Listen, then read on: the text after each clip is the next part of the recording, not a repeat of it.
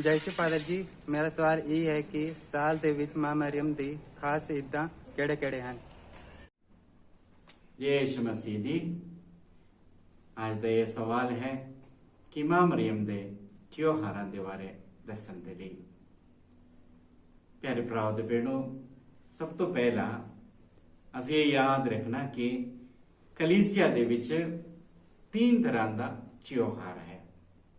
ਇੱਕ ਨੂੰ ਅਸੀਂ ਮਹਾ ਤਿਉਹਾਰ ਕਹਿੰਦੇ हैं ਜਾਂ सोलमनिटी ਕਹਿੰਦੇ हैं। दूसरा है फीस्ट या त्योहार और तीसरा है यादगारी यानी मेमोरियल। ਜਦੋਂ ਅਸੀਂ ਮਾਂ ਮਰੀਮ ਦੇ ਬਾਰੇ ਸੋਚੇਗਾ तो ਮਾਂ ਮਰੀਮ ਦੇ ਖਾਸ 3 ਮਹਾ ਤਿਉਹਾਰ ਹਨ। ਸਭ ਤੋਂ ਪਹਿਲਾ ਜੋ ਅਸੀਂ ਸਾਲ ਦੇ ਪਹਿਲਾ ਦਿਨ ਮਨਾਉਂਦੇ ਹੈ ਕਿ ਮਾਂ ਮਰੀਮ खुदा दी मां।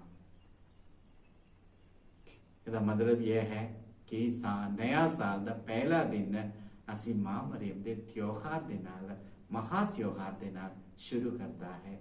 ਉਹ ਤਿਉਹਾਰ ਹੈ ਕਿ ਮਾਂ ਮਰੀਮ खुदा दी मां।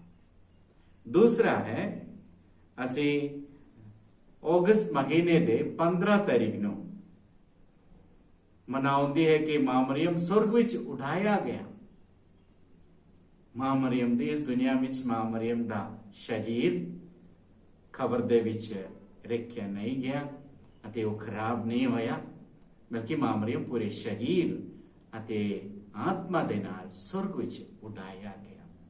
ਤੀਸਰਾ ਤਿਉਹਾਰ ਹੈ ਦਸੰਬਰ ਮਹੀਨੇ ਦੇ 8 ਤਾਰੀਖ ਨੂੰ ਮਾਂ ਮਰੀਮ ਦੇ ਬੇਦਾਗ ਗਰਭ ਵਿੱਚ ਪੈਣ ਦਾ ਤਿਉਹਾਰ ਅਸੀਂ ਮਨਾਉਂਦੇ ਹਾਂ। ਕਈਆਂ ਦੇ ਮਨ ਦੇ ਵਿੱਚ ਇਹ ਸੋਚ ਹੈ, ਇਹਦਾ ਮਤਲਬ ਕੀ ਹੈ ਬੇਦਾਗ ਗਰਭ ਵਿੱਚ ਪੈਣਾ।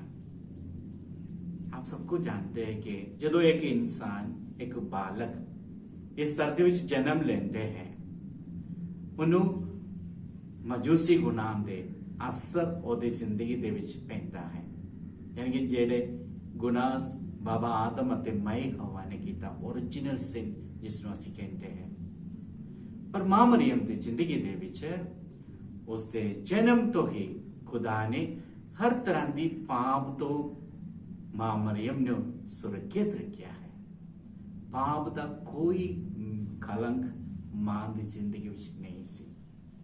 तो मां ਇਹ ਤਿਉਹਾਰ ਦਾ ਮਤਲਬ ਇਹ ਹੈ ਕਿ ਮਾਂ ਮਰੀਮ ਜਨਮ ਤੋਂ ਹੀ ਹਰ ਤਰ੍ਹਾਂ ਦੀ ਪਾਪ ਤੋਂ ਖੁਦਾ ਨੇ ਉਸ ਨੂੰ ਬਚਾ ਕੇ ਰੱਖਿਆ।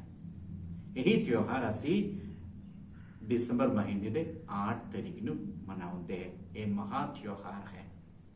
ਇਸ ਦੇ ਬਾਅਦ ਅਸੀਂ 2 ਮਾਂ ਮਰੀਮ ਦੀਆਂ ਤਿਉਹਾਰਾਂ ਮਨਾਉਂਦੇ ਹਾਂ। ਸਭ ਤੋਂ ਪਹਿਲਾ ਇਹ ਤਿਉਹਾਰ ਅਸੀਂ ਮਨਾਉਂਦੇ ਹਾਂ 31 ਮਈ ਨੂੰ ਮਾਂ ਮਰੀਮ ਨੂੰ ਐਲਿਜ਼ਾਬੈਥ ਨੂੰ ਮਿਲਣ ਦਾ ਤਿਉਹਾਰ। ਅਸੀਂ ਅੰਜੀਲ ਦੇ ਵਿੱਚ ਪੜ੍ਹਦੇ ਹਾਂ ਕਿਵੇਂ ਫਰਿਸ਼ਤੇ ਦਾ ਸੁਨੇਹਾ ਸੁਣਨ ਦੇ ਬਾਅਦ ਕਿਵੇਂ ਮਾਂ ਮਰੀਮ ਯਹੂਦੀਆ ਤੇ ਇਹਨਾਂ ਸਫ਼ਰ ਕਰਕੇ ਐਲਿਜ਼ਾਬੈਥ ਦੇ ਘਰ ਵਿੱਚ ਗਿਆ ਅਤੇ ਉਸ ਘਰ ਦੇ ਵਿੱਚ ਐਲਿਜ਼ਾਬੈਥ ਨੂੰ ਮਿਲਣ ਦੇ ਸਮੇਂ ਮਾਂ ਮਰੀਮ ਜੋ ਧੰਨਵਾਦ ਦਾ ਗੀਤ ਬੋਲਾ। ਇਹ ਅਸੀਂ 31 ਮਈ ਨੂੰ ਹਰ ਸਾਲ ਮਾਂ ਮਰੀਮ ਦੇ ਐਲਿਜ਼ਾਬੈਥ ਨੂੰ ਮਿਲਣ ਦਾ ਤਿਉਹਾਰ ਮਨਾਉਂਦੇ ਹੈ। ਔਰ ਦੂਸਰਾ ਤਿਉਹਾਰ ਇਹ ਹੈ ਕਿ ਮਾਂ ਮਰੀਮ ਦੀ ਜਨਮ ਦਿਨ ਅਸੀਂ 8 ਸਤੰਬਰ ਨੂੰ ਮਨਾਉਂਦੇ ਹੈ। मां मरियम का जन्मदिन। कलीसिया सिर्फ 3 जन्मदिन मनाते हैं। एक प्रभु यीशु का जन्मदिन, दूसरा मां मरियम का और तीसरा यूहन्ना बपतिस्मा देने वाले था। तो महा त्योहार और तीसरा जो किस्म है यादगारी।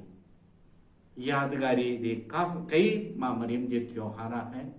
सब तो पहला असी फरवरी महीने के 11 तारीख ਨੂੰ आवर लेडी ऑफ लूर्स यानी लुर्दस ते प्यारी मां की ईद मनाती है। लुर्द फ्रांस ਦੇ ਵਿੱਚ ਇੱਕ ਜਗ੍ਹਾ ਹੈ ਜਿੱਥੇ ਮਾਂ ਮਰੀਮ ਆਪਣੇ ਆਪ ਨੂੰ ਬਰਨਾਦਿਤ ਨਾਮ ਦਾ ਇੱਕ ਛੋਟੀ ਲੜਕੀ ਨੂੰ ਦਰਸ਼ਨ ਦਿੱਤਾ। ਉਸ ਦੀ ਯਾਦ ਦੇ ਵਿੱਚ ਉਹ ਯਾਦਗਾਰੀ ਦਾ ਈਦ ਮਨਾਉਂਦੀ ਹੈ। दूसरा है कि मां मरियम ਦੇ ਬੇਦਾਗ ਦਿਲ ਦੇ ਤਿਉਹਾਰ। ਯीशु ਦੇ ਪਾਕ ਦਿਲ ਦੇ ਤਿਉਹਾਰ ਦੇ ਬਾਅਦ ਆਉਣ ਵਾਲੇ ਸ਼ਨੀਚਰਵਾਰ ਨੂੰ ਅਸੀਂ ਮਾਂ ਮਰੀਮ ਦੇ ਬੇਦਾਗ ਦਿਲ ਦੇ ਤਿਉਹਾਰ ਮਨਾਉਂਦਾ ਹੈ, ਯਾਦਗਾਰੀ ਦੀ ਤਿਉਹਾਰ ਅਸੀਂ ਮਨਾਉਂਦੇ ਹੈ। ਇਸ ਤੋਂ ਬਾਅਦ ਅਸੀਂ ਰੋਮ ਦੇ ਵਿੱਚ ਮਾਂ ਮਰੀਮ ਦੇ ਨਾਂ 'ਚ ਬਣਾਇਆ ਗਿਆ ਸਭ ਤੋਂ ਪਹਿਲਾ ਮਹਾਗਿਰਜਾ ਹੈ ਕਿ ਮੇਰੀ ਮੇਜ ਬੈਸਿਲਿਕਾ, ਜਿਸ ਦਾ ਈਦ ਅਸੀਂ ਅਗਸਤ ਮਹੀਨੇ ਦੇ 5 ਤਾਰੀਖ ਨੂੰ ਮਨਾਉਂਦੇ ਹਾਂ। ਕਿਵੇਂ ਮਾਂ ਮਰੀਮ ਰੋਮ ਦੇ ਲੋਕਾਂ ਨੂੰ ਹਰ ਤਰ੍ਹਾਂ ਦੀ ਮਹਾਮਾਰੀ ਤੋਂ ਬਚਾਇਆ, ਉਹ ਮਾਂ ਦੀ ਸਿਫਾਰਿਸ਼, ਇਸ ਲਈ ਮਾਂ ਦੇ ਸਨਮਾਨ ਦੇ ਵਿੱਚ ਇਹ ਗਿਰਜਾਘਰ ਬਣਾਇਆ ਗਿਆ ਤੇ ਹਰ ਸਾਲ ਇਸ ਗਿਰਜਾਘਰ ਦਾ ਤਿਉਹਾਰ ਮਾਂ ਮਰੀਮ ਦੇ ਇੱਕ ਯਾਦਗਾਰੀ ਤਿਉਹਾਰ ਵਾਂਗ ਮਨਾਇਆ ਜਾਂਦਾ ਹੈ। ਤੇ ਇਸ ਤੋਂ ਬਾਅਦ ਅਗਸਤ ਮਹੀਨੇ ਦੇ 22 ਤਾਰੀਖ ਨੂੰ ਅਸੀਂ ਮਾਂ ਮਰੀਮ ਦੇ ਸੁਰਗ ਤੇ ਧਰਤੀ ਦੇ ਰਾਣੀ ਦਾ ਜੋ ਰੁੱਤਵਾ ਮਿਲਣ ਦਾ ਤਿਉਹਾਰ ਮਨਾਉਂਦਾ ਹੈ।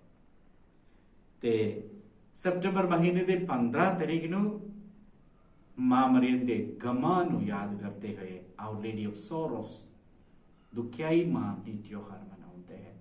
ਮਾਂ ਦੀ ਜ਼ਿੰਦਗੀ ਹਮੇਸ਼ਾ ਕਈ ਤਰ੍ਹਾਂ ਦੀ ਦੁੱਖਾਂ ਦੇ ਨਾਲ ਪੀੜਿਤ ਸੀ, ਪਰ ਮਾਂ ਇਹਨਾਂ ਸਾਰੇ ਦੁੱਖਾਂ ਨੂੰ ਖੁਦਾ ਦੇ ਮਰਜ਼ੀ ਸਮਝ ਕੇ ਸਾਹਮਣਾ ਕੀਤਾ। तो ये त्योहार असी दुखियारी मां की ईद सितंबर महीने के 15 तारीख को मनाते हैं।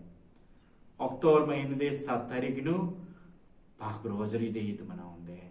हम सारियां नूं पता साडे डायसिस दे विच 7 अक्तूबर को असी प्रार्थना भवन दे विच मां मरियम की रोजरी की ईद मनाते हैं। हर इलाके विच जो रोजरी हर रोज असी पढ़ते हैं, वही रोजरी मां की ईद असी अक्तूबर महीने के 7 तारीख को मनाता है।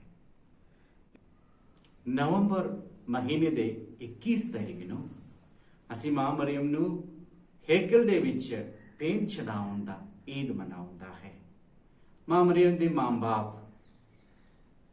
जोआकिम अते अन्ना ये बहुत ही खुदाफरिस्त लोग सी अते रिवाजां दे मुताबिक ये मन्निया जाता है उन्हें अपनी इकलौते बेटे को मंदिर दे विच पेंट चढ़ाया। यहूदियां दे लिए एक कानून सी कि हर जेठे पुत्र नु मंदिर दे विच खुदा नु सौंपना, पर जिस तरह अन्ना ते जोआकिम दे लिए एक इकलौती बेटी सी अते जिवें वो खुदा फरिस्त सी, उन्होंने भी अपने बेटे नु हेकल दे विच पेंट चढ़ाया है। इसके अलावा असी एक नया यादगारी दे ईद जो 2 साल पहले पोप फ्रांसिस ने मुकर्रर किया है, वो ईद है कि मां मरियम कलीसिया दी मां। ये त्योहार असी पेंतकोस्ते एतवार के बाद आउण वाले सोमवार मनाउंदा है। इस तरह सानू पता पेंतकोस्त दा दिन कलीसिया दा जन्म सी जिते मां मरियम उन्हां चेलियां दे नाल प्रार्थना करदी सी जिन्हां उत्ते पवित्र आत्मा आया अते उस दिन कलीसिया दा जन्म होया। ते उसदे दूसरे दिन असी मां मरियम नूं कलीसिया दे मान दे रूप दे विच उन्हें सन्मान करते हुए ये यादगारी दे त्योहार मनाते हैं। ये सारे हैं जो ऑफिशियल तौर पर पूरे कलीसिया दे विच मनाउण वाले मां मरियम दियां त्योहार। इस तो इलावा हर डायसिस दे विच अपनी अपनी लोकल त्योहार मनाउंदे हैं मां मरियम दे। जिवें असी हर साल कैथेड्रल चर्च दे विच मां मरियम शांति दी रानी दी त्योहार मनाउंदे हैं, या फातिमे दे मां दी त्योहार मनाउंदे हैं, या और भी जिते भी मां मरियम ने दर्शन दिता, ये सब लोकल सेलिब्रेशंस हैं। पर खास तौर पर जिन्हें भी महा त्योहार यादगारी दियां त्योहार मैं तुहानूं दसियां, ये सारे आम तौर पर पूरे दुनिया के विच मां मरियम दे त्योहार वाजो मनाउंदे।